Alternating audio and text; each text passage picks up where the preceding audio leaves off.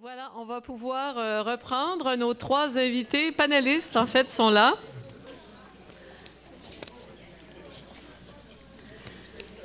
Alors, je vous le rappelle, la première partie de cet après-midi de débat, de conférence, visait à détruire plusieurs mythes. Il n'y a pas urgence à rembourser la dette, vous l'avez compris. On peut créer de la richesse en même temps ou même avant de la redistribuer. Tout ça peut se faire simultanément, y compris en assurant de bons services publics. Et enfin, l'austérité n'est pas un passage obligé. Alors, nous poursuivons dans cette deuxième partie la démonstration proposée par la coalition. Nous avons les moyens de faire autrement. Alors, quels sont ces moyens au juste? On va maintenant vous présenter les principales solutions fiscales de la coalition, celles sur lesquelles on a travaillé donc longuement et rigoureusement depuis 6 ans au moins. C'est ce que Véronique Laflamme vous expliquait à l'arrivée. Alors, 3 personnes pour aller plus loin vers les solutions, pour vous les raconter en détail. Chantal Santerre, d'abord, qui est membre du comité Solutions fiscales de la coalition. Je vous rappelle, elle est comptable, enseignante au collégial et membre du conseil d'administration d'Attaque Québec, co-auteur également d'un ouvrage paru récemment.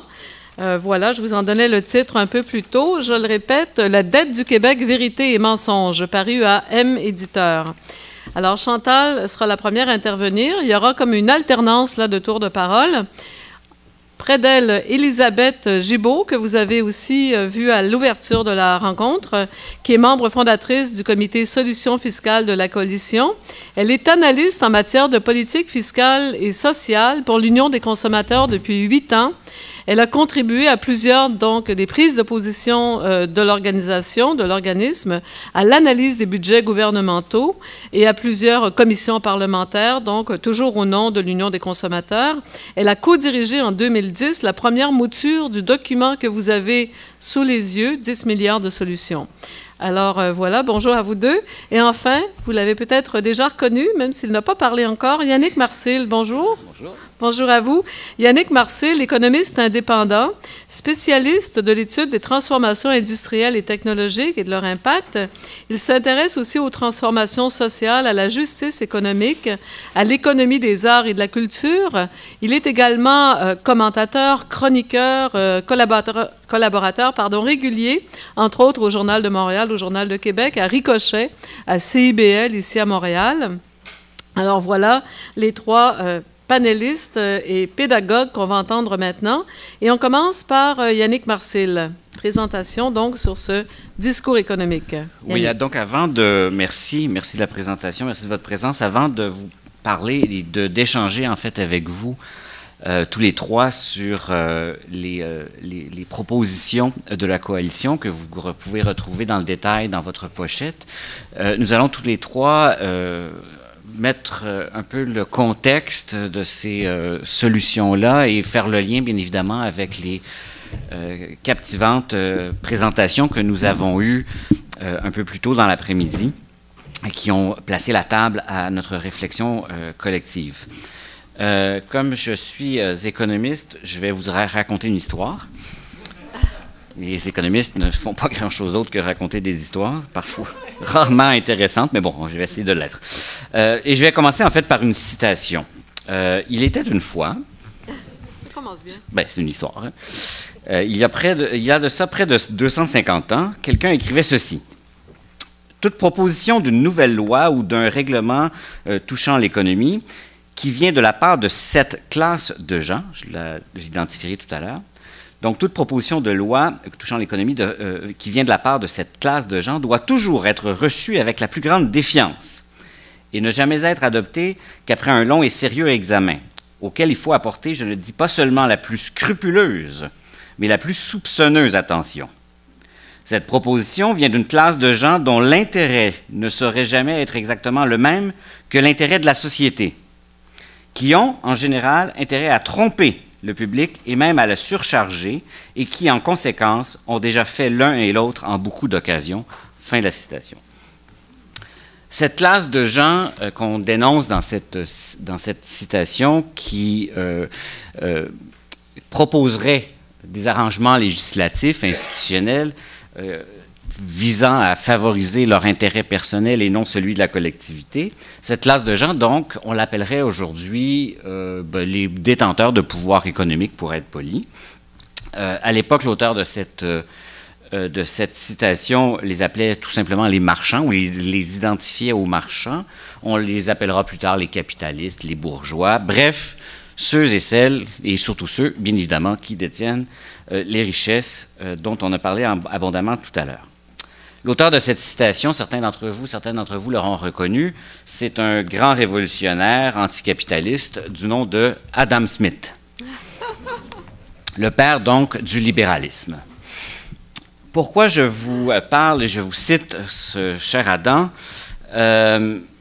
Pour plein de raisons. D'abord parce que ce passage de son ouvrage le plus connu, le plus célèbre, La richesse des nations, en dit beaucoup de la position d'Adam Smith et en fait en dit beaucoup sur la position qu'on a voulu oublier d'Adam Smith. Comme je viens de le dire, Adam Smith est considéré comme le père intellectuel, évidemment, du libéralisme, de la philosophie politique libérale. Et on a comme oublié en chemin le sens même du mot libéral. Hein? Libéral qui veut dire, quelque part, nous libérer. Hein? Il y a une libération qui en est appelée dans cette philosophie-là.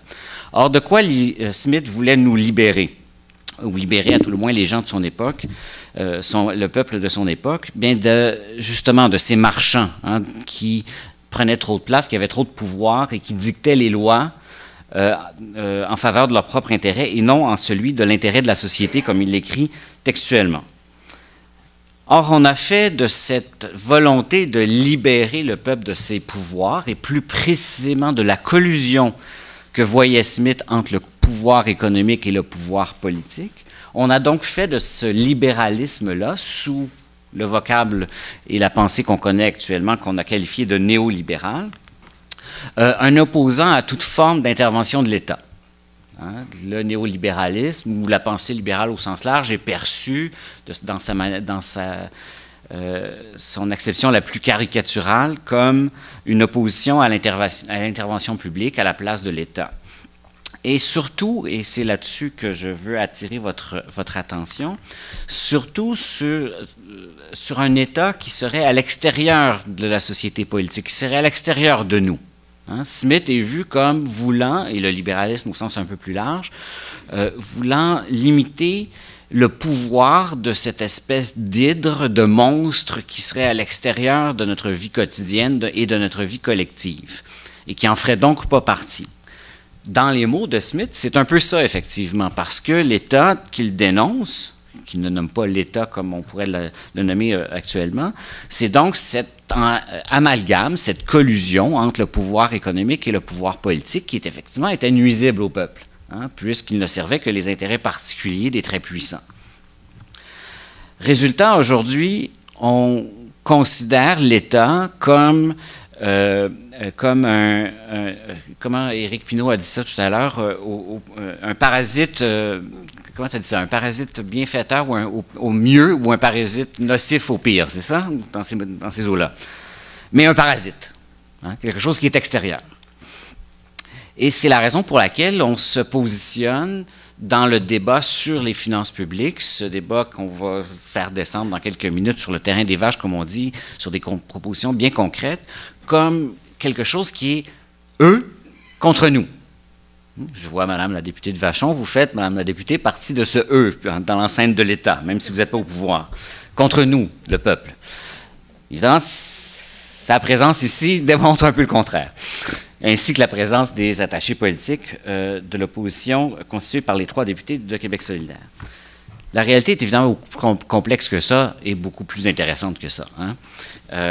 Il faut revenir justement à Smith pour se rendre compte à quel point il est actuel, et qu'il est actuel dans notre discussion de cet après-midi, car même, et là je paraphrase et même j'étire un peu sa pensée, mais je pense ne pas la trahir néanmoins, ce qu'il voulait, c'est d'une vie politique, d'un corps politique qui soit non seulement au service du peuple, contre les intérêts particuliers et la collusion, mais qui soit un outil de développement social, politique, culturel et économique au service de la société. À cet égard, on peut rappeler que Adam Smith était en faveur de l'instruction universelle obligatoire et gratuite, en faveur de l'investissement de l'État dans les infrastructures publiques, et j'en passe, et des plus à gauche. Donc, on doit voir les politiques publiques et la fiscalité qui permettent la mise en place de ces politiques publiques-là comme des outils, comme des moyens aux mains du peuple par le biais de l'action politique. Nos trois conférencières et conférenciers ce matin l'ont bien démontré comment on cherche à détruire, à privatiser cette action au bénéfice de pouvoirs privés. Et un des instruments pour permettre le maintien de cette hégémonie du pouvoir économique et politique aux mains de cette collusion entre les puissants de l'économie et du politique, c'est le verbiage, c'est la technicalité des outils mis à la disposition de l'État. Encore une fois, les trois présentations riches de ce matin nous ont démontré que, d'une part, comme Evelyne l'a dit, il n'y avait pas urgence ni nécessité de combattre le déficit, que la création de richesses, comme l'a dit Éric, n'était pas un truc qui arrivait ex nihilo par le droit divin des entrepreneurs. Et comme l'a démontré Chantal, qu'on était capable, sans être comptable, ni d'avoir un titre en IST, comme anarchiste, c'est ça, de comprendre la comptabilité publique.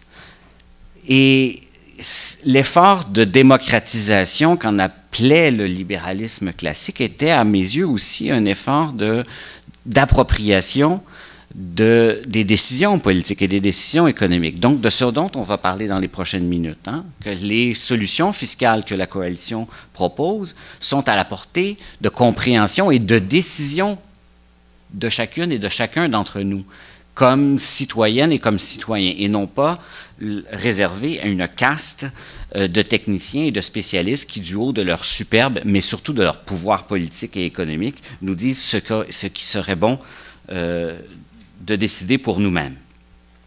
C'est la raison pour laquelle une œuvre et comme je ne fais pas partie de la coalition, je peux leur lancer plein de fleurs, c'est correct. Une œuvre d'éducation populaire comme ce que propose la coalition m'apparaît d'une grande importance en ces temps troubles de post-vérité, de post-factualisme dont on parle très souvent ces jours-ci, et particulièrement depuis la présence d'un pharmacien, tout le monde en parle dimanche. Il n'est pas nécessaire donc d'être, comme citoyenne et comme citoyen, un spécialiste de ces questions pour combattre la collusion entre les pouvoirs des intérêts privés de certains. Il suffit de faire appel à notre connaissance, d'apprendre et de comprendre ce dont il s'agit, ce que le document que vous avez tous et toutes entre les mains nous permet de faire pour prendre des décisions citoyennes éclairées. De la même manière que 3 fois par jour, on prend des décisions plus ou moins éclairées, mais qu'on souhaite éclairer sur notre alimentation. Il n'est pas nécessaire de savoir cultiver un jardin, de savoir élever des bestiaux pour connaître la valeur nutritive des aliments et leur qualité qu'on met dans notre corps. Il suffit de s'informer adéquatement sans être pour autant un agriculteur. Mais de la même façon, on peut prendre des décisions sur notre destin économique et politique sans avoir un titre en IST. Et en fait, je vous assure, c'est peut-être une meilleure chose, étant donné les conneries que disent mes confrères et consoeurs économistes. C'est donc à cette action éminemment politique que nous vous invitons pour cette deuxième partie de l'après-midi. Donc, oui, on va parler de chiffres, oui, on va parler de milliards qu'on met à droite plutôt qu'à gauche ou à gauche plutôt qu'à droite, ceci ne faisant pas référence à une position politique, mais bien de colonnes de chiffres, bien sûr, comptables. Et bien, oui, on va parler de chiffres, oui, on va parler de budget, des banques, de paradis fiscaux, de médicaments, ce genre de choses-là. Mais au final, ce sont des décisions politiques dont on va parler. C'est de notre vie collective dont il est question. C'est de notre vie collective et de notre bien-être collectif et individuel. Derrière toutes ces décisions que nous suggérons, que la coalition vous suggère, il y a des réalités très pragmatiques, très concrètes, très humaines de la vie quotidienne des Québécoises et des Québécois, et c'est de ça dont il est question. Hein. Derrière toute politique publique, il y a de la souffrance qu'on veut soit atténuer, soit qu'on crée. Hein. Quand on ferme des CLD, quand on ferme qu'on coupe les vivres au CPE, qu'on a des écoles qui sont mal financées, qu'on a des CHSLD qu'on run comme une business de clous, il y a de la souffrance derrière qui se crée. Et c'est ça qu'il faut toujours garder à l'esprit. C'est ce que nous appelle à garder à l'esprit Adam Smith dans son œuvre, car c'était d'abord et avant tout un moraliste, c'est que nos décisions politiques et économiques doivent être prises au regard de leur action politique et donc de leurs résultats humains. Donc, quand on va parler dans les prochaines minutes, juste au moment où je vais me taire, de ces solutions fiscales, c'est ce qu'il faut garder à l'esprit. Il s'agit de décisions politiques qui sont possibles, donc qui sont atteignables, c'est ce que nous répéterons dans l'heure et demie qui va suivre, qui sont donc possibles et réalistes et que nous pouvons prendre collectivement. Voilà. Merci. Merci beaucoup, Yannick. Marcel, vous allez revenir dans quelques minutes. Merci. Ça va? Merci. Je vous rappelle qu'on enregistre et qu'on web-diffuse, je pense, sur Facebook depuis quelques minutes déjà, la deuxième partie de cette rencontre. Alors, merci de me redonner et de me laisser peut-être le micro. Alors, voilà, on va poursuivre. Donc, on va revenir au véritable esprit d'Adam Smith et on va aller plus loin dans la démocratisation donc, de ces principes économiques et fiscaux, proprement dit. Et c'est Chantal Santerre qui va nous révéler les principes d'un système fiscal. Qu'est-ce qu'on entend? On a l'impression de savoir par revenus et dépenses d'un gouvernement. Alors, Chantal. Oui. Donc, moi, j'ai mon petit PowerPoint. Donc, je vais partir de la commission Godbout parce que lorsque la commission Godbout a été mise sur pied, c'est sûr qu'à chaque fois qu'il y a des commissions sur la fiscalité, il y en avait eu une autre avant, je pense que c'est en 1995, si mon souvenir est bon, ou peut-être 1994, on se pose la question à chaque fois à quoi ça sert la fiscalité. Donc, c'est intéressant, ces documents-là qui sont produits. Donc, dans la commission Godbout, on disait la fiscalité, c'est d'abord avant tout le principal moyen utilisé pour l'État pour financer les services publics. Donc, c'est vraiment si les gens, on accepte de payer de l'impôt, c'est sûr, il y a l'histoire de la création de la richesse et tout ça, mais il y a aussi le fait on obtient en échange des services publics. C'est aussi un outil pour stimuler la croissance économique. Et on ajoute aussi que de mettre en œuvre des politiques publiques, donc des politiques familiales, tout ça.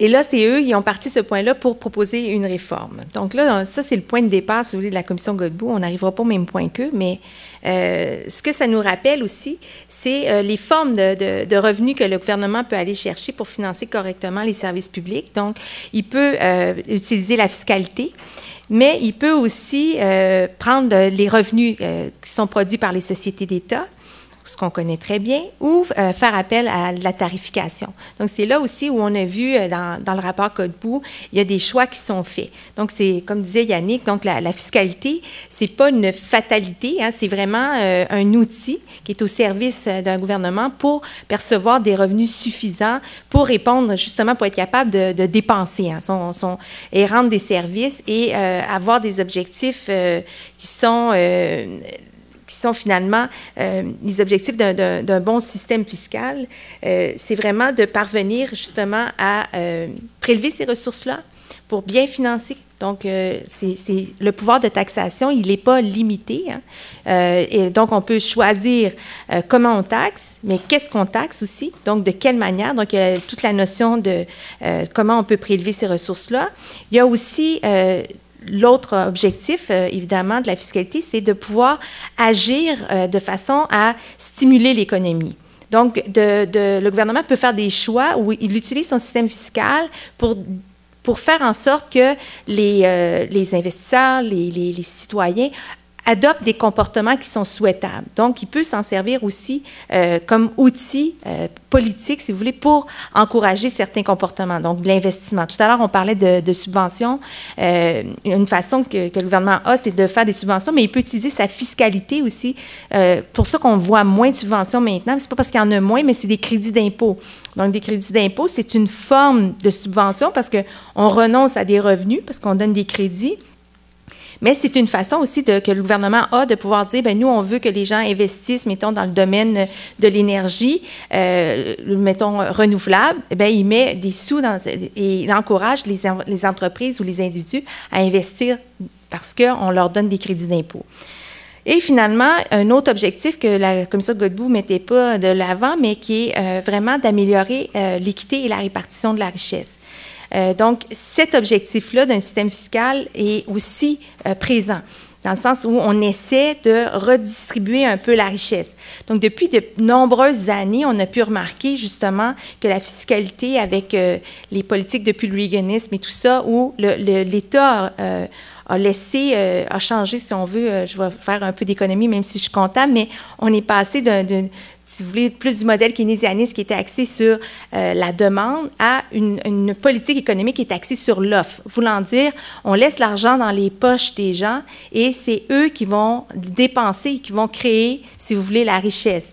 Donc, tandis que quand on est plus axé sur la demande, on s'assure que la richesse est mieux répartie et que les gens vont demander des produits, puis par la suite, les entreprises pourront les produire. Donc, il y a toute une autre philosophie qui est derrière ça. Mais ça reste que mon objectif fiscal étant là, mes trois objectifs sont là, ça reste que ça rentre en conflit. Hein? Des fois, on veut favoriser quelque chose, ça va avoir un impact négatif sur l'autre. Donc, on essaie de gérer ces trois objectifs-là et de prendre les meilleures décisions. Mais ultimement, c'est toujours un choix politique. Il y a toujours derrière ça une idéologie aussi qu'il peut y avoir. Mais on fait un choix. C'est pas une fatalité. Il n'y a rien qui nous dit on doit prendre cette politique-là ou telle autre. Okay? Donc, c'est vraiment un choix politique et la fiscalité, elle est là pour appuyer ou pour permettre ces choix politiques-là qui sont pris par les gouvernements. Donc, justement, je voulais juste vous montrer la tarte de l'assiette fiscale du gouvernement. Donc, actuellement, c'est des choix politiques. Comment le gouvernement va taxer? Bien, ça, c'est ses revenus. Et il prend les différentes sources de revenus, lui permettent par la suite d'avoir les sommes suffisantes pour financer les dépenses. Donc, ces revenus-là, évidemment, si vous voyez un 29 qui provient de l'impôt sur le revenu des particuliers. Vous avez, je regarde les gros montants, là, la taxe à la consommation, c'est un 18 donc je suis juste au Québec là, en ce moment.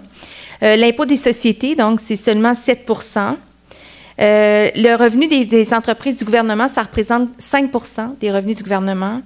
Les transferts fédéraux, ça a peut-être diminué, mais ça représente encore 19 des revenus pour le Québec. Et vous avez d'autres petits montants, là, comme cotisation pour les services de santé, 7 Donc, ça vous donne une idée de où est pris l'argent. Donc, mais cette tarte-là, c'est pas... il y a des choses qu'on contrôle moins, mais en gros, c'est des choix. Puis on est capable de faire... comme par exemple, ici, la part de la taxe à la consommation qui a grandi. Avant, elle n'était pas là. Hein? On n'avait pas de TVQ, on ne voyait pas ça. Donc, on fait un choix de taxer d'une façon ou d'une autre et c'est ce que vous pouvez voir dans les revenus. Au niveau des dépenses, mais c'est justement ce pourquoi on accepte de payer de l'impôt. Donc, en gros, quand on questionne les citoyens, les gens sont prêts à payer de l'impôt parce qu'ils vont avoir des soins de santé gratuits et de qualité et accès à l'éducation. C'est les deux grosses dépenses aussi, si vous regardez. Donc, ça représente quand même, alors, 2,61 du budget, ça c'était 2015-2016. Et ce sont les vrais chiffres, ce n'est pas un budget, c'est vraiment les comptes publics. Et si vous regardez, vous avez l'économie et l'environnement, ça représente 12 soutien aux personnes et aux familles, 10 gouvernement et justice, 7 et la dette, 10 Donc, vous voyez, ça, c'est les missions, si vous voulez, du gouvernement. C'est les services qu'il doit offrir. C'est aussi... là aussi, c'est des choix. Comment on dépense ces sommes-là? Donc, ça nous donne une idée de qu'est-ce qu'il y a eu comme choix, mais ce ne sont pas, encore une fois, une fatalité. C'est sûr, le service de la dette, un coup on est endetté, il faut le payer, là, mais en gros, on fait le choix aussi de s'endetter ou non. Donc, dans les notions fiscales plus théoriques que je voulais rappeler, c'était les notions d'équité horizontale. Et on a la notion d'équité verticale. Donc, quand on parle d'un système fiscal, on veut aussi que le système fiscal soit juste et qu'il soit équitable. Et on voudrait idéalement qu'il soit le plus juste et le plus équitable possible. Et dans l'équité horizontale, c'est assez simple. Ça, c'est rare que les systèmes fiscaux ne sont pas équitables au niveau horizontal. Ça veut dire que des personnes dans des situations similaires sont taxées de la même manière. Donc ça va quand même assez bien.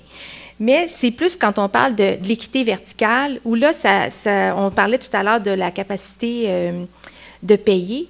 On arrive avec l'équité verticale où on a comme... la notion d'équité est différente d'égalité. Hein. Quand on parle d'équité, on a une notion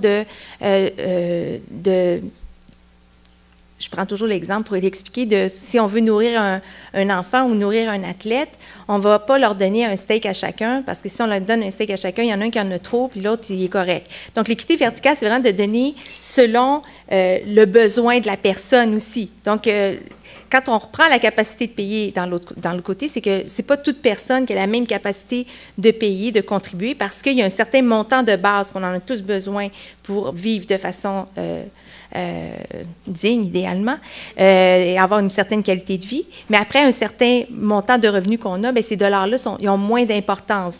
Donc, quand on taxe plus ces dollars-là, c'est plus juste que si on taxait tous les dollars de la même façon, parce qu'ils n'ont pas tous le même poids, si vous voulez, ou la même importance dans notre façon, dans nos revenus personnels. Donc, c'est pour ça que l'équité verticale, elle est plus difficile à atteindre parce que pour être neutre, ça demande de l'inégalité, mais ça ne veut pas dire parce que ce n'est pas égal que ce n'est pas équitable. Donc, ça, c'est les principes de base. Donc, il y a beaucoup de mesures fiscales qui sont régressives dans ce sens-là parce qu'ils vont avoir impact d'avoir un poids plus important pour certaines personnes que pour d'autres. Donc, c'est pour ça que les taxes ou la tarification, on s'oppose à ça en général quand on veut plus d'équité. Parce qu'une personne qui est à faible revenu, une taxe va l'affecter beaucoup plus ou un tarif qu'une personne qui est à haut revenu. Je pense que même si je pense que c'est en Suède ou en Norvège, ils sont rendus que les contraventions sur la route, hein, parce que tu sais, quand tu es très riche, tu roules vite, ça ne te dérange pas. Si tu as des contraventions, ils sont rendus que eux, les déclarations de revenus sont publiques et quand tu as une contravention, même ça, ils vont te faire payer plus cher. Donc, ça, c'est bien fait, ça. Hein? Moi, j'aime bien ça. J'aime bien. Donc, là, je donnais un petit exemple de taxe régressive, mais c'est juste pour vous montrer quand on paye la fameuse... Parce qu'il y a beaucoup de gens qui vont dire « Ah, il y a beaucoup de monde qui ne paye pas d'impôts au Québec. » C'est vrai. Il y a beaucoup de gens qui n'ont pas qui ne payent pas d'impôts. Mais moi, j'avais une étudiante hyper brillante qui m'avait dit à un moment donné, « Moi, j'aimerais ça payer 1 million d'impôts. » J'ai dit « Toi, tu as compris la fiscalité. » Parce que, tu sais, c'est comme c'est pas de revenus, pas d'impôts. Hein. Donc, quand on est à faible revenu, c'est vrai qu'on ne paye pas d'impôts, mais... Moi, j'aime mieux en payer. Je vais vous avouer que c'est pas mais ces gens-là paient de la taxe, par exemple, à la consommation, même si on leur donne un crédit d'impôt de TPS, TVQ, c'est quand même pas la même chose que l'ensemble des taxes qu'ils paient. Donc, justement, le 5 mettons, je paie sur 10 000 $ de produits, c'est 500 $, mettons, peu importe la personne. Mais si, moi, mon revenu, c'est 20 000, ça représente 2,5 %, tandis qu'une personne qui c'est 100 000, c'est 0,5 %. Donc, on a un impact beaucoup plus grand sur une personne qui a un revenu moindre. Donc, j'ai de la suite après, mais pour l'instant, ça va. Je vais laisser la parole à Elisabeth. Voilà. Alors, on s'arrête là. Voilà. Alors, on passe à Elisabeth Gibault qui va nous faire une présentation générale du tableau des solutions fiscales. Elisabeth. Oui. Alors, vous pouvez prendre dans votre pochette, on vous a mis le tableau des solutions fiscales, donc les 20 solutions fiscales, parce qu'on annonce en grande pompe qu'on en lance 2 avec vous aujourd'hui.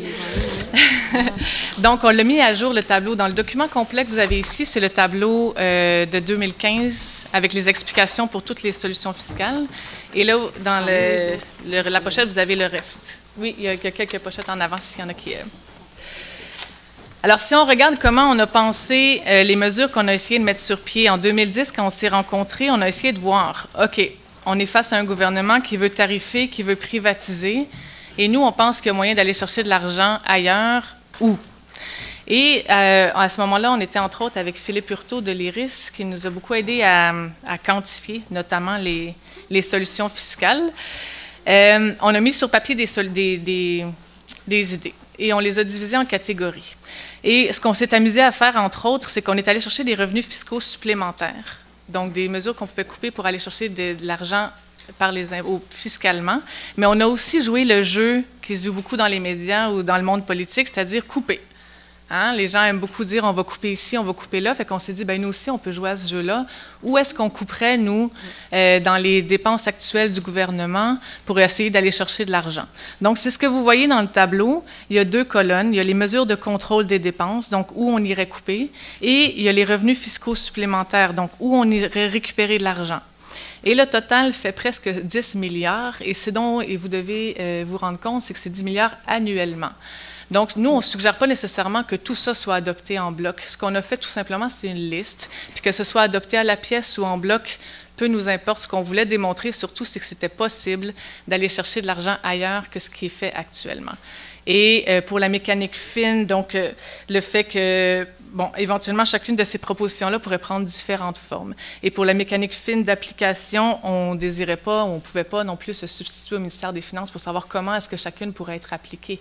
Mais ce qui est clair, et ça a été validé, entre autres, avec notre ami Yannick et avec l'équipe de l'IRIS et avec des économistes qu'on a consultés ponctuellement, on n'est pas allé chercher ça dans les nuages. Okay? C'est très concret, c'est très crédible, c'est très réaliste et on a fouillé notre affaire avant de le mettre par écrit et de le quantifier. Et à chaque fois qu'on a mis un montant dans une des 2 colonnes, on y est allé de façon très conservatrice. Et c'est la seule fois où je vais utiliser ce mot aujourd'hui. Mais on est vraiment allé en chiffrant ou en mettant le montant le plus bas qu'on pouvait penser. Donc, notamment, si vous regardez seulement la solution, attendez, c'est la solution 12 sur l'évasion fiscale et l'évitement fiscal, je crois qu'on pourrait aller beaucoup plus que 740 millions si on y allait sérieusement dans la lutte à l'évasion fiscale. Okay? Donc, dites-vous que pour chacune des mesures, c'est la philosophie qu'on a adoptée. On y est allé avec moins que plus. Okay? Ça assurait aussi une crédibilité à notre mouvement et à notre démarche. Il y a des catégories aussi. Dans le tableau, on y va par lettres. Donc, la catégorie A, on est y allé au niveau de la progressivité de l'impôt et des dépenses fiscales des particuliers. Chantal va vous parler tout à l'heure des 11 paliers d'impôts, mais c'est particulièrement intéressant dans le contexte où bientôt il va y avoir les consultations prébudgétaires et un prochain budget, et où le gouvernement, on le voit gros comme une maison, va nous arriver avec des baisses d'impôts probablement pour les prochaines années, en tout cas d'ici 2018 sûrement. Et nous, ce qu'on propose, c'est OK, nous aussi, on est parfait, allons-y pour des baisses d'impôts, mais de la façon dont nous, on propose. C'est-à-dire que nos baisses d'impôts amènent une baisse d'impôts pour 94 % des particuliers, mais 1 milliard de dollars de plus pour les finances publiques. Alors, on va avoir le détail. J'ai vendu ton punch. Je suis désolée, je ne l'avais même pas dit. Ça m'est échappé tout ça. Je suis trop contente. Mais elle va vous expliquer la mécanique de ça tout à l'heure. Mais dans les autres mesures, donc les 1 à 6 sur l'impôt des particuliers, ce dont on s'est rendu compte, c'est que tous les revenus ne sont pas imposés de la même façon. Donc, nous, la plupart d'entre nous recevons un salaire et qui est imposé selon les barèmes d'imposition connus. Mais il y a beaucoup de gens qui reçoivent des revenus dans notre société qui ne sont pas imposés de la même façon. Par exemple, les gains en capitaux pour les particuliers ou les crédits d'impôt pour les dividendes, pardon, qui sont exemptés d'imposition pour une bonne partie de ces dividendes et des gains en capitaux. Ce qui fait en sorte que on peut être 2 personnes à avoir relativement le même montant par année, mais pas retourner le même montant en impôt ou au gouvernement. Et ça, pour nous, c'est une grande injustice. On en a fait une fiche dans votre pochette. Vous avez une fiche là-dessus parce qu'on ne va pas y revenir dans les détails. Donc, les solutions 2, 3, 4, 5. Mais il y a des fiches qui vous expliquent un peu la mécanique de ça. Comment ça se fait que les revenus ne sont pas imposés de la même façon, puis comment nous, on propose d'y remédier, puis d'aller chercher des revenus de ce côté-là. La solution 6, c'est une de nos 2 nouvelles solutions fiscales donc, qu'on a ajoutées à notre portefeuille en mars 2016 avec les membres. Donc, c'est-à-dire mettre fin à l'incorporation des médecins. C'est dans l'air du temps. Nous, on s'y penchait avant même que ça sorte fort dans les médias l'année passée. Et ce dont on s'est rendu compte, c'est qu'il y a un 100 millions qui pouvait être allé chercher de ce côté-là en mettant fin à l'incorporation des médecins. À l'heure actuelle, il y a près de la moitié des médecins du Québec qui sont incorporés, 45 %. Et c'est une mesure qui existe depuis 2007, qui avait été mise en vigueur par le ministre de la Santé, qui était M. Philippe Couillard en 2007, et qui permet aux médecins de s'incorporer en société par action. Et l'avantage principal, je vous le donne en 1000, c'est réduire la facture d'impôt. Voilà. Nous, on propose de mettre fin à cette mesure-là en prenant pour acquis que les médecins, l'employeur principal, c'est l'État. Ils n'ont pas de fluctuation de clientèle durant l'année. Il n'y a pas d'incertitude quant aux revenus. Ils ont un revenu assuré, donc on ne voit pas en quoi l'incorporation vient protéger un revenu. Pour nous, c'est un échappatoire fiscal. Dans la catégorie B du tableau, on vient parler un peu de rétablir un équilibre entre la fiscalité des particuliers et celle des entreprises. Vous avez vu tout à l'heure dans la tarte de Chantal, les entreprises contribuent à seulement 7 actuellement de l'assiette fiscale si elles payent. Mais bon, le 7 c'est ce qu'elles payent. C'est ce qu'elles payent. Et là, on est allé voir quelles mesures on pouvait mettre en place de façon réaliste et toujours, encore une fois, crédible pour montrer comment on allait chercher plus d'argent du côté des entreprises. Et Yannick va revenir un peu là-dessus tout à l'heure, en nous expliquant un peu les mesures auxquelles on a pensé. Dans la section C, on était en plein dans le scandale de la corruption dans le milieu de la construction et tout. Donc, on est allé voir, Enjeu avait à ce moment-là évalué à 600 millions l'argent qu'on pouvait récupérer seulement dans le monde de la construction. Et là, on laisse encore ce montant-là parce qu'il y a tout le domaine des contrats octroyés au secteur informatique. Il n'y a pas eu de montant, mais je veux dire, on soupçonne que là aussi, il y a des gros bidous qui nous échappent. Donc, pour nous, le 600 millions demeure d'actualité si on considère ne serait-ce que l'informatique. Et je pense que dans la construction, ce n'est pas encore tout réglé non plus. On le voit avec le scandale de la SCQ aussi et autres.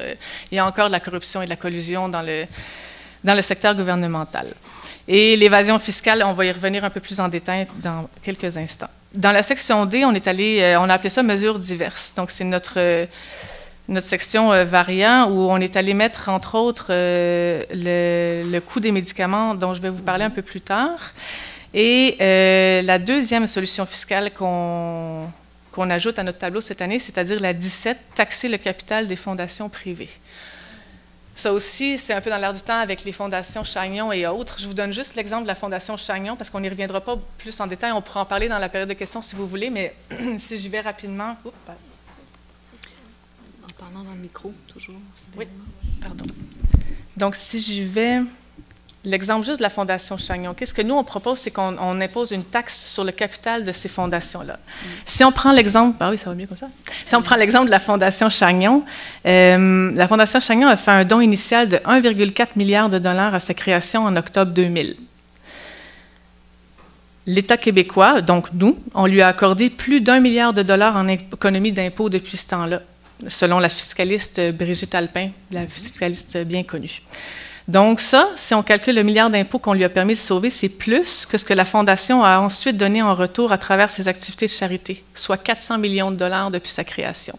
1 milliard de dollars en impôts économisés, elle en a redonné 400 millions en dons. Donc c'est sur cette base-là que nous, on s'est dit, écoutez, c'est clair que... il y a l'argent à aller rechercher là, il y a un échappatoire fiscal clair qui est là, et nous, on propose une taxe sur le capital des fondations privées. Fondations privées, donc on ne parle pas des fondations du CHU Sainte-Justine et autres fondations du même acabit, OK? Donc il y a une distinction à faire. Si vous voulez ça, c'est tous des sujets dont on pourra reparler pendant la période de questions. Et la dernière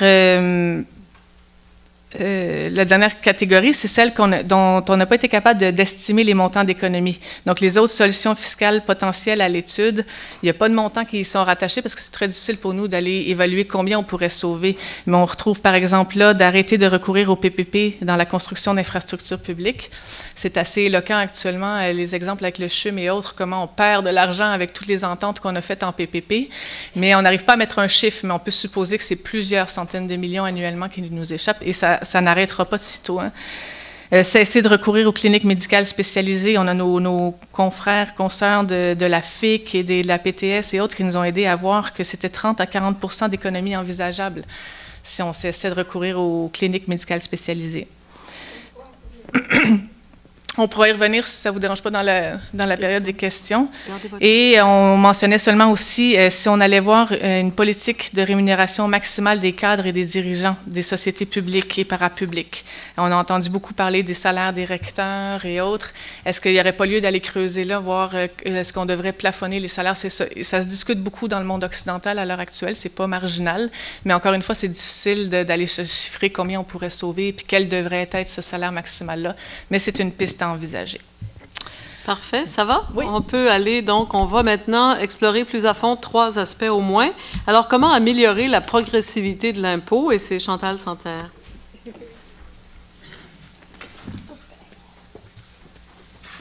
Donc, la progressivité de l'impôt. Donc, c'est un impôt qui augmente avec le niveau de revenu. Souvent, les gens, ils pensent que notre revenu augmente, c'est l'ensemble de nos revenus qui est imposé au niveau taux. Pour ceux qui le savent, là, ça a l'air banal que je le dise, mais vous seriez surpris de voir autour de vous le nombre de personnes qui pensent ça. C'est pourquoi des fois, on va entendre des phrases comme oh, ben, ça me donne rien de faire du temps supplémentaire parce qu'ils pensent qu'ils vont changer de braquette, puis là, tous leurs revenus vont devenir imposés au nouveau taux et que là, ça fait en sorte que c'est pas payant là, de les faire ton heure supplémentaire. Donc, la progressivité, c'est vraiment pas comme ça fonctionne. C'est vraiment de dire les premiers paliers d'imposition sont imposés, peu importe notre revenu, on paye tous le même taux. Et c'est les échelons qui s'ajoutent, qui viennent augmenter notre impôt à payer, mais pour seulement les dollars qui sont au-delà d'un certain palier. Donc, Stiglitz a parlé beaucoup de la progressivité de l'impôt récemment. Je ne sais pas si vous en avez entendu parler, mais parce qu'on parle beaucoup que c'est mieux de ne pas taxer la progressivité de l'impôt, c'est pas bon, quoi que ce soit. Et justement, Stiglitz rappelait que la problématique actuelle dans la crise économique, c'est que la demande ne redémarre pas. Hein. Les gens, c'est vrai qu'ils s'endettent, qu'ils consomment, mais ça reste que l'économie est quand même pas dans sa plus grande forme. Et une des choses, c'est que les gens à plus faible revenu ont moins de sous. Hein, les écarts de richesse, donc la croissance des inégalités fait en sorte que les gens qui pourraient consommer plus, si on veut, ont de moins en moins de sous. Donc, l'idée de la progressivité de l'impôt, c'est justement de redistribuer cette richesse-là. Et ça permet, en ce moment-là, de diminuer les inégalités. Donc, quand on n'utilise plus la fiscalité pour ramener un peu les inégalités, mais ça fait en sorte que les inégalités sont en croissance. Donc, la fiscalité peut contribuer à atténuer ces inégalités-là. Donc, notre solution fiscale, c'est justement de passer à 11 paliers d'imposition. Donc, pour taxer mieux aussi les dollars en fonction de quand on augmente de richesse, qu'il y ait plus de différence entre les types de revenus. Parce qu'actuellement, on est rendu au Québec, on a ajouté un dernier, c'est qu'on est rendu à 4, mais on a déjà été à beaucoup plus de paliers. Je pense qu'on a déjà été jusqu'à 16 paliers d'imposition. Donc, j'ai l'air de me vanter quand je dis 16, là, mais c'est vraiment ça. Donc, le fait d'avoir plusieurs paliers, ça permet qu'on fait plus de distinctions selon notre capacité de payer aussi. Et en diminuant les paliers du bas, donc on permettait aussi que les gens à plus faible revenu paient moins d'impôts et de faire en sorte qu'on soit capable, même si on baissait l'impôt de plusieurs personnes, d'aller quand même augmenter les recettes du gouvernement. Parce qu'on mettait ces paliers, on taxe de façon plus progressive, mais le premier palier, on l'avait baissé à 15 %. Donc, toute personne qui avait juste moins de 25 000 $ payait 15 %. Et ça, c'est sur le revenu imposable. Évidemment, vous savez qu'on ne paye pas de l'impôt sur tous nos revenus, mais bien suite à certaines déductions. Donc, les paliers, on les a fait aussi pour faire, parce qu'on a essayé de voir les gens qui ont 70 000 et moins, parce que c'était comme notre target. On ne voulait pas que les gens qui ont 70 000 en paient plus. Donc, on s'était mis ça comme objectif et on s'est dit, après ça, les dollars qui sont taxés plus, bien, c'est vraiment des dollars qui sont au-delà de ça. Mais plus bas, même les gens qui sont quand même, qui gagnent 100 000, 150 000, eux aussi vont économiser un peu pour les premiers dollars qui sont imposés moins. Et ensuite, les dollars au-delà, bien, c'est ceux-là seulement qui sont plus taxés. Donc, on a fait des scénarios aussi sur notre fiche pour montrer, donc vous comprenez, notre objectif, c'était le fameux 70 000 de revenus imposables. Et jusque-là, on arrivait à baisser. Vous savez, quand on parle de baisse d'impôts, pour les gens qu'on n'est pas à haut revenu, là, ça n'a pas beaucoup d'impact sur nos finances. Ça ne vaut même pas la peine qu'on se revire de bord pour regarder. C'est vraiment toujours assez minuscule. C'est quand notre revenu est élevé que les baisses d'impôts, c'est intéressant. Mais pour des gens à faible revenu, même si on en paie de l'impôt. On est surpris même des fois, moi je dis aux gens, on est surpris quand on regarde sa propre déclaration de se rendre compte qu'on n'en paie pas tant que ça. Parce que on paye beaucoup d'autres choses, mais on paye de l'impôt sur le revenu, on n'en paie pas. Il faut quand même avoir des revenus pour en payer plus. Donc nous, voyez-vous, pour un scénario de quelqu'un qui avait 150 000, là, on augmente. Donc notre fameux milliard, on va vraiment le chercher en taxant les dollars les plus élevés. Et là, vous devez souvent entendre, mais ils ne sont pas nombreux, les gens qui ont des grosses fortunes, ça ne donnera rien d'aller taxer les revenus les plus élevés. Bien, on s'en fout qu'ils ne soient pas nombreux, hein, c'est les revenus qu'on taxe. C'est pas la tête. Donc, c'est vraiment... Moi, j'ai parti des statistiques fiscales que produit le gouvernement du Québec. J'ai pris les revenus des gens et on a appliqué les nouveaux taux en considérant les diminutions et tout ça. C'est sûr que c'est pas précis à la décimale près, mais ça nous donne un indicatif qu'on pourrait aller chercher 1 milliard. Et ça, c'était sans forcer rien. Et c'est sûr que vous allez aussi entendre de l'histoire que là, les gens, ils vont cacher leurs revenus, ils vont les envoyer dans les paradis fiscaux, vous n'allez pas aller le chercher, votre milliard. Faut quand même se dire que c'est un peu tordu, pareil, que quand on pense à des politiques fiscales, il faut penser aux voleurs. Aux gens qui ne voudront pas payer leur impôt. Donc, moi, je pense que ça aussi, il faudrait travailler beaucoup là-dessus. Donc, nous, à la coalition, c'est sûr que notre idée, c'est vraiment d'avoir un système plus juste, plus équitable. Donc, toutes les solutions qu'on trouve, dont les paliers les différents paliers d'imposition, on l'a dans l'esprit où on veut faire en sorte que chacun paye sa juste part, donc qu'il ait envie de payer ses impôts. Parfait, merci. Alors voilà, deuxième idée à expliquer encore mieux, comment taxer et pourquoi surtout taxer le capital des banques. Yannick. Je fais juste avancer, j'imagine. Les méchantes banques, ça c'est le bout de facile où on m'a laissé les morceaux les plus simples. Les banques n'ont pas très bonne presse depuis longtemps et surtout depuis, bien évidemment, la crise de 2008. Mais là, je vais juste me rappeler qu'est-ce qu'on a. OK. Il y a, par contre, depuis 2008, un truc assez extraordinaire.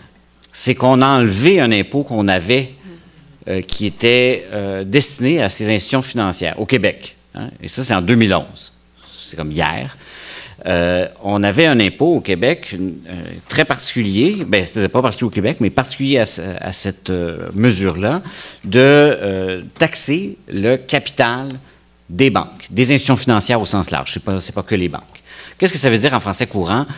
Les banques, ils ont des actifs, des bureaux, des beaux édifices, des collections d'art, ce genre de choses-là, mais évidemment, leur actif principal, c'est le capital. C'est l'argent qu'ils récoltent avec les intérêts qu'ils nous chargent, les frais qu'ils nous chargent et ce genre de choses-là. Et on s'est dit en 2011, et c'est une idée qui remonte bien plus profondément que ça, plus loin dans l'histoire, qu'on allait stimuler l'économie en enlevant cet impôt-là. Parce que là, tout d'un coup, si c'est moins imposé, les banques vont faire de quoi avec cet argent-là? C'est pas ça. Non, c'est pas ça qui est arrivé, bien évidemment. Non seulement les banques n'ont pas plus réinvesti dans l'économie, en quelque part, c'est pas leur job, c'est-à-dire leur job, c'est prêter de l'argent, c'est pas investir dans l'économie. Mais au-delà de ça, c'est qu'on s'est privé collectivement d'une source de revenus très importante, sachant que, comme vous le voyez à l'écran et comme vous le voyez dans votre petit cahier, que 60%, près des 2/3 des profits générés par les entreprises au Québec le sont par les institutions financières. C'est énorme, parce qu'en nombre d'institutions, en nombre d'entreprises, c'est très peu les institutions financières. Une couple de banques, une couple de compagnies d'assurance, ainsi de suite. Alors que, bien évidemment, des entreprises manufacturières, des entreprises de services, ainsi de suite, sont extrêmement nombreuses. Et en termes d'emploi également, c'est extrêmement important, ce qui n'est pas le cas pour les institutions financières, qui occupent bien sûr quand même le travail de plusieurs Québécoises et Québécois. Mais en termes de profit, c'est énorme. Or, les profits sont, bien sûr, ne disparaissent pas année après année. Hein? Ces profits, qui représentent 60% des profits totaux au Québec, générés au Québec, ne disparaissent pas. Ils sont engrangés, thésaurisés en grande partie par ces banques-là pour fructifier éventuellement dans la sphère financière. On a un de nos grands spécialistes en la matière, c'est-à-dire dans la financiarisation de l'économie, Éric Pinault, que je regarde ici, qui pourrait vous en parler en long, en large et de travers, surtout de travers. Non, mais dans le bon sens du terme, évidemment. Alors que donc, ces profits-là, qui sont transformés en capital, ne bénéficient à personne, sauf aux détenteurs de ces capitaux-là. Et il y avait une partie de ça qui pouvait servir à notre collectivité, qui passe bien évidemment par les taxes et les impôts. Là, moi, j'ai aucune mémoire pour les trucs. Est-ce que... Oui. Sachant d'autant plus que malgré la morosité économique que l'on connaît depuis la crise, on le sait, on est en stagnation économique depuis 2008, le profit des banques au Québec a augmenté de 20% en les 5 dernières années. C'est quand même hallucinant. C'est même indécent, en fait. Alors, réintroduire un impôt, une taxe sur le capital qui existait au préalable, donc sur le capital financier des institutions financières, nous permettrait, je pense que c'est ma dernière slide. C'est quoi ça? Oui, pardon. Nous permettrait... Je suis tellement pas bon que ces trucs-là, je suis d'une autre époque malgré mon jeune âge. Nous permettrait de récolter au moins, donc, comme c'est indiqué là aussi dans votre documentation, 600 millions de dollars de revenus sans aucune douleur. On s'entend que ces banques-là se sauveront pas à l'étranger. C'est assez difficile de prendre la succursale de la Banque nationale au coin de votre rue puis l'amener en Chine, puisque leur business se fait localement. Ça ne réduira pas les emplois dans le secteur financier. Ils sont capables de faire ça tout seuls, imposés ou pas. Et ça bénéficierait bien sûr à l'ensemble de la collectivité. Point. Mettez-moi plus de slides. Non, merci. Merci, Yannick. On continue avec l'imposition des entreprises cette fois. Et là, il y a plusieurs mesures. Voilà, dans la section B, évidemment, où on pourrait, là aussi, aller beaucoup plus loin. Et c'est Chantal. C'est moi, ça. C'est Chantal Santerre, de nouveau. Oui. Donc, parce que souvent, quand on parle de la fiscalité, les gens sont aussi d'accord pour qu'on puisse taxer plus les entreprises.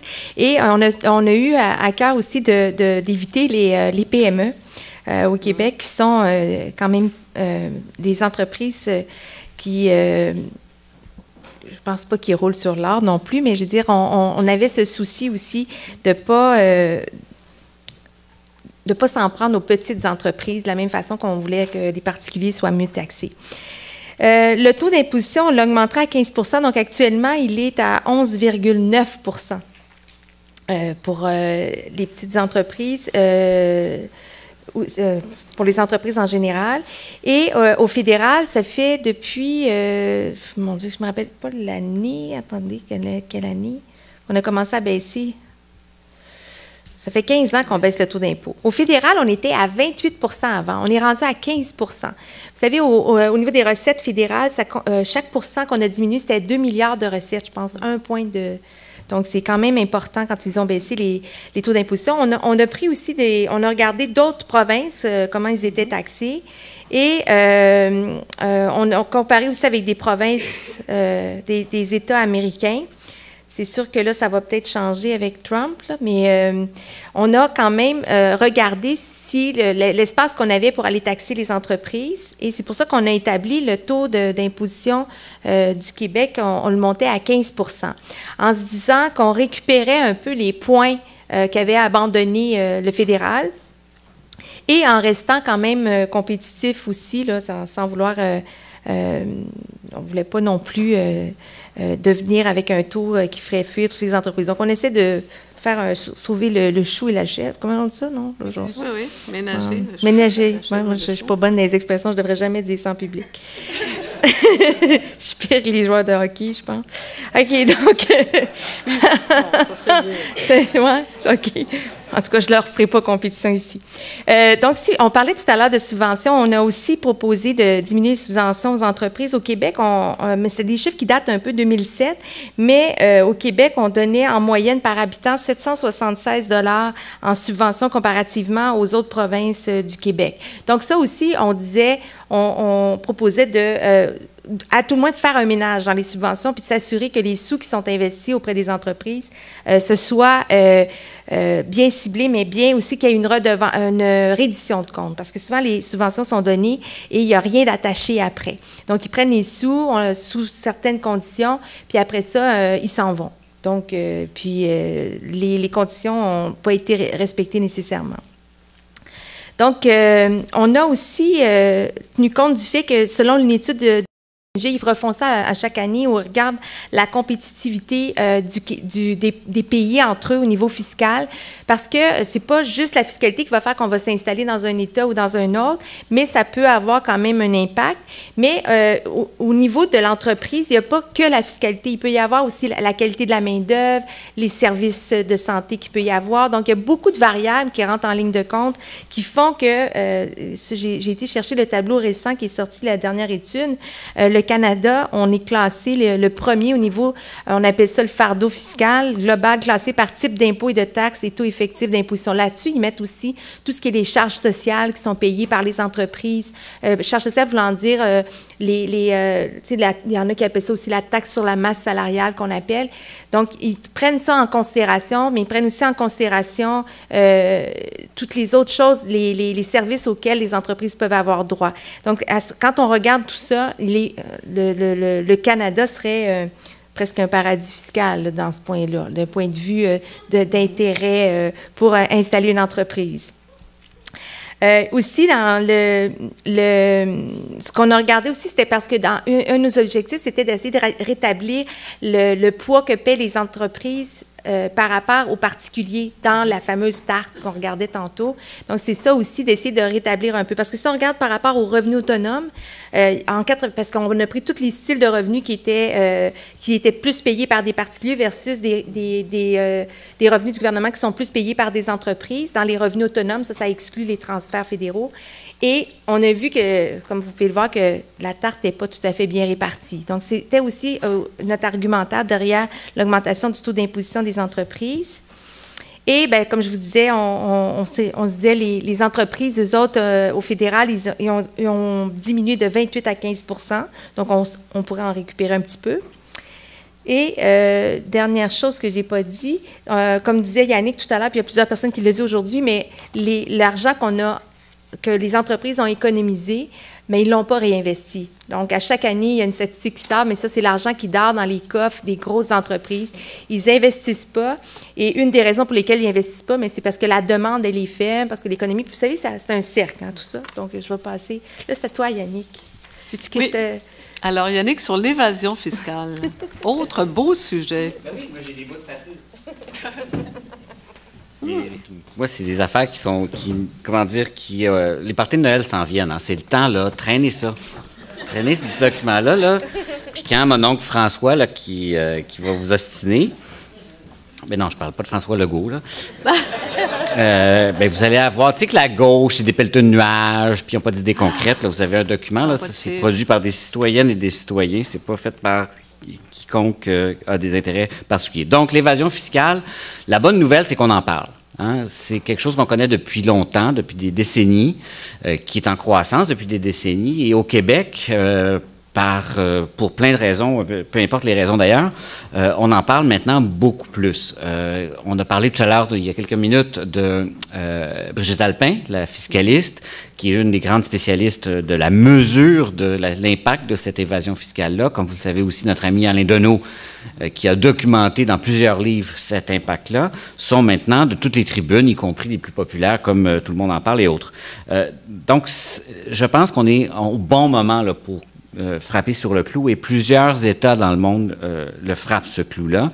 On parle un peu de la même chose qu'on parlait tout à l'heure. Dans le fond, ce sont des actifs financiers qui servent à rien, à part enrichir ceux qui les possèdent, hein, parce qu'ils ne bénéficient d'aucune manière à la société. Et pire, dans le cas de l'évasion fiscale des paradis fiscaux, c'est purement et simplement de la fraude, hein, même si c'est fait dans un cadre légal. Donc, si c'est permis, c'est dans le cadre de la loi, au sens moral et au sens politique, c'est ni plus ni moins que de la fraude. Donc, les évaluations sont toujours un peu difficiles, hein, de quantifier ce que ça représente. L'OCDE s'y met depuis 20 ans à peu près, sinon plus. Je parlais d'Alain Deneau et de Brigitte Alpin aussi, qui ont essayé de quantifier les pertes fiscales reliées à cette évasion fiscale et aux paradis fiscaux et tout ce genre de joyeux trucs, représenterait une perte de 740 millions de dollars uniquement pour le Québec. Je veux dire, c'est pas rien, là. On parle simplement de particuliers et de fondations et d'entreprises qui prennent leurs sous et qui les mettent dans un compte de banque A plutôt que le compte de banque B, le compte de banque A n'étant pas ponctionné fiscalement parce que à l'abri de l'impôt.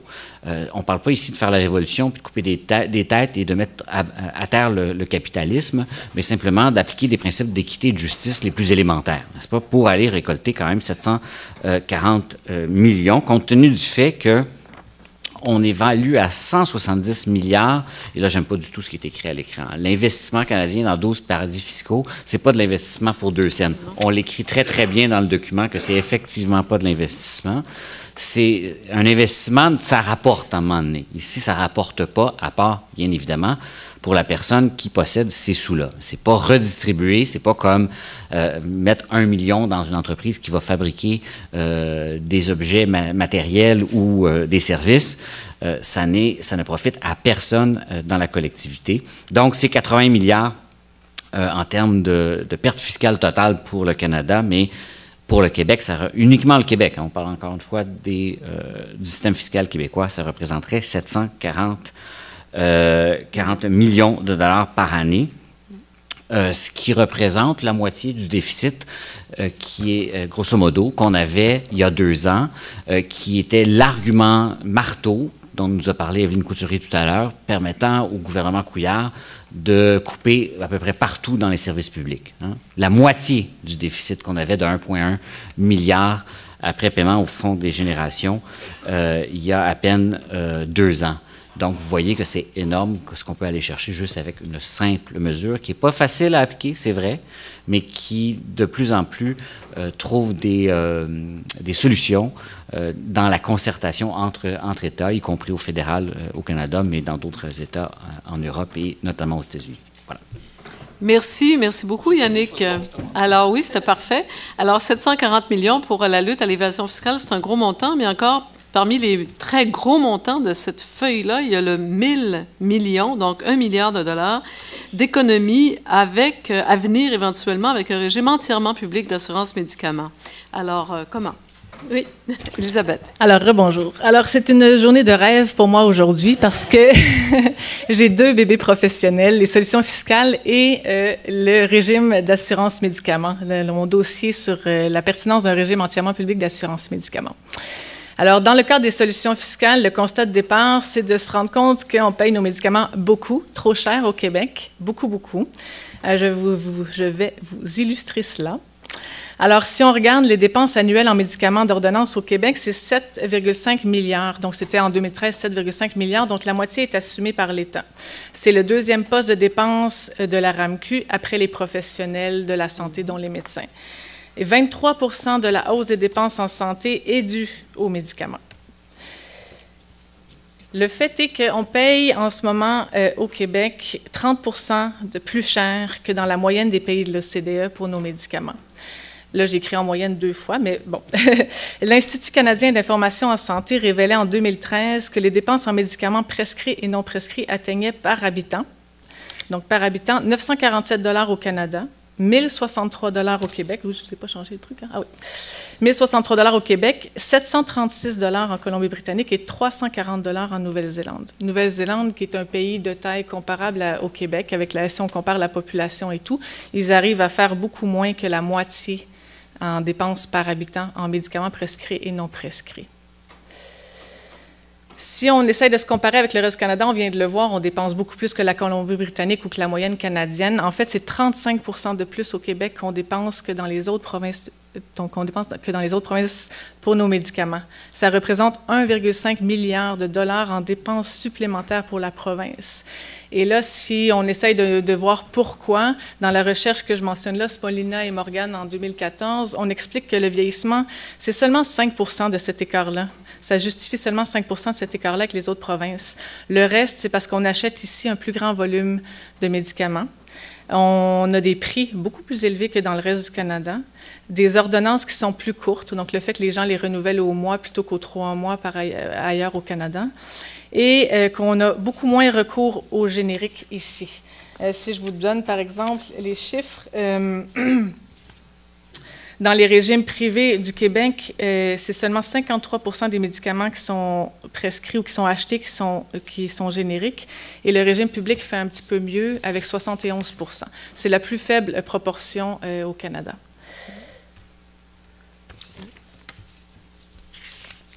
Quand on regarde avec l'explosion des dépenses, donc ce que je viens de vous illustrer, les dépenses per capita, quand on le voit avec un petit tableau, c'est assez clair. Hein? Donc, si on regarde les dépenses per capita, il y a les États-Unis, il y a le Québec, le Canada et tous les autres pays de l'OCDE. La moyenne de l'OCDE est en vert. On est très loin de la moyenne.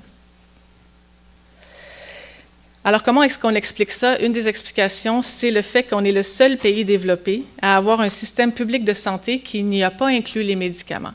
OK? Donc là, je ne parle pas des États-Unis, je parle des pays qui ont des systèmes publics de santé. Dans tous les autres pays, ils y ont intégré les médicaments. Pas nous. Et ça fait en sorte que l'État se retrouve à ne pas acheter la totalité des médicaments, se retrouve avec un faible pouvoir de négociation pour l'achat des médicaments.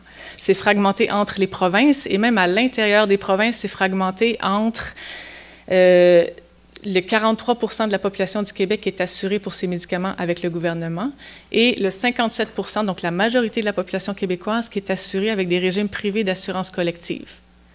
Ce qui fait en sorte qu'on se retrouve avec une pléthore d'acheteurs de médicaments. Les hôpitaux achètent les médicaments de leur côté, se sont regroupés en pôles d'achat. Les compagnies d'assurance ou le marché privé et l'État qui achète pour les assurés du public.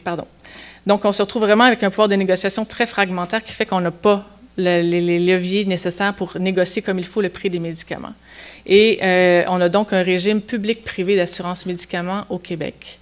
Ça s'appelle un régime hybride. Et ce que nous, on propose, c'est l'adoption d'un régime entièrement public d'assurance médicaments. Ça réglerait aussi des problèmes d'équité. Hein. Actuellement, par exemple, les primes, la prime que vous payez avec le régime public est fixée en fonction du revenu. On atteint très vite le seuil maximal, mais il y a une certaine progressivité. Et la majorité de la population qui est assurée au privé, la prime n'est pas fixée en fonction de votre revenu. Elle est la même pour tout le monde, patron ou employé. Okay? C'est fixé en fonction du risque que représente un certain nombre d'employés. Pour les grandes entreprises, il y a une mutualisation qui peut se faire qui est relativement efficace, mais pour des groupes communautaires comme les nôtres où on est 10 employés, eh bien, les primes peuvent varier de façon majeure d'une année à l'autre, parce que ça peut varier en fonction de l'état de santé des employés d'un même bureau. Quelqu'un qui a un cancer ou qui a une dépression ou quoi, l'année d'après, les primes de tout le monde augmentent. Grosse iniquité. Et il y a une taxe de 9% qui est chargée sur les primes des assurés privés, qui n'est pas chargée au public. Et les enfants ne sont pas couverts gratuitement dans les régimes privés non plus, alors qu'ils le sont dans les régimes publics. Et un point majeur dont je voulais vous parler aussi, c'est les fameux honoraires des pharmaciens. Si j'entre dans une pharmacie, moi je suis assurée au privé, j'entre dans une pharmacie avec quelqu'un qui est assuré au public, avec la même prescription, je vais ressortir avec une facture différente de celle de mon voisin qui est assuré au public. Parce que les honoraires des pharmaciens ne sont pas plafonnés, réglementés au privé. Ce qui fait en sorte qu'il y a des différences de prix qui peuvent aller jusqu'à 80% pour un même médicament ou pour une même facture à cause des honoraires des pharmaciens. Et ils le disent très ouvertement, c'est pas caché du tout. Ils disent que les honoraires qui sont donnés au public sont pas assez élevés, ils n'ont pas le choix de charger beaucoup plus cher à ceux qui sont assurés au privé pour pouvoir arriver dans leurs frais et avoir une entreprise rentable. Donc c'est très public pour eux, c'est très clair que c'est ça le problème pour eux. Donc ça, c'est une autre des grosses problématiques qui fait en sorte que les prix varient beaucoup et qu'on paye beaucoup trop cher. Si on regarde, si on se compare à tout le monde, si on regarde le pourcentage de la population qui est couverte par un régime public dans les pays de l'OCDE, bien encore une fois, on se retrouve avec nos amis les États-Unis en tout en bas, c'est-à-dire que dans la plupart des pays de l'OCDE, 100% de la population est couverte par un régime public, c'est ce que je vous disais tout à l'heure. Nous, on se retrouve avec ceux de la classe qui ont des régimes privés, donc des systèmes privés de santé. Pourtant, nous, on a un système public de santé, mais on a fait le choix d'en exclure les médicaments.